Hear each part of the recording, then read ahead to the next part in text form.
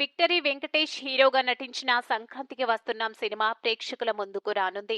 ఈ చిత్రం జనవరి 14న థియేటర్లలో విడుదల కాబోతుండటంతో అభిమానులు తీవ్ర ఆనందంలో మునిగిపోయారు. సినిమాపై భారీ అంచనాలు నెలకొన్నాయి. ముఖ్యంగా విడుదలైన పాటలు ప్రేక్షకులను ఎంతో ఆకట్టుకున్నాయి. తాజాగా ఈ చిత్రానికి సంబంధించిన ఓటీటీ అప్డేట్ కూడా బయటకొచ్చింది. థియేట్రికల్ రన్ తర్వాత ఈ సినిమా డిజిటల్ స్ట్రీమింగ్ హక్కులను జీ గ్రూప్ సొంతం చేసుకున్నట్లు సమాచారం. దీంతో సంక్రాంతికి వస్తున్నాం సినిమా ఫిబ్రవరి నుంచి జీ5 ఓటీటీ ప్లాట్ఫామ్లో ప్రసారమయ్యే అవకాశం ఉంది. అనిల్ రావిపూడి దర్శకత్వంలో రూపొందిన ఈ చిత్రాన్ని ప్రమోషన్స్ హుషారుగా సాగుతూ చిత్ర బృందం ప్రేక్షకుల్లో భారీ ఆసక్తిని కలిగించింది.